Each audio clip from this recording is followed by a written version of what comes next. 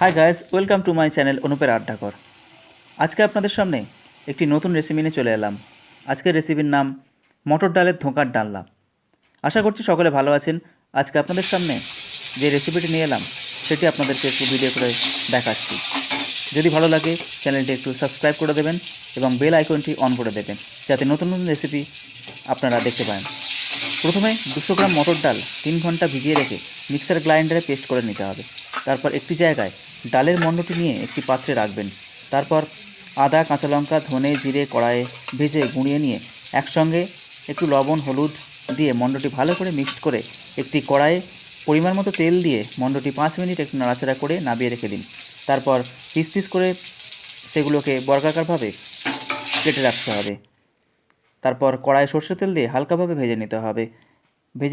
ভেজে নেওয়ার পরে টমেটো ভেজে নিতে হবে। তারপর কড়াইয়ে তেল দিয়ে তাতে গরম মশলা, শুকনো লঙ্কা, গোটা জিরে, তেজপাতা, আদা বাটা, জিরে বাটা, লঙ্কা বাটা, হলুদ, লবণ, লঙ্কা গুঁড়ো দিয়ে ভালো করে কষে নিয়ে ভেজে রাখা আলু ও কড়াইশুঁটি দিয়ে কড়াইয়ে 15 মিনিট জল দিয়ে ভালো করে নাড়তে হবে। একটু মশলাটা হয়ে গেলে, নাড়া হয়ে গেলে তারপর ধোঁকাগুলো দিয়ে একটু গরম মশলা গুঁড়ো এবং ঘি দিয়ে নামিয়ে নিতে হবে। তারপর আপনার রেডি, চটপট হয়ে গেল ধোঁকার ডালনা। রেসিপিটি কেমন লাগলো আপনারা কমেন্টের মাধ্যমে জানাবেন এবং যদি রেসিপিটি আপনাদের ভালো লাগে একটু চ্যানেলটি সাবস্ক্রাইব করে দেবেন। ধন্যবাদ, নমস্কার, ভালো থাকবেন।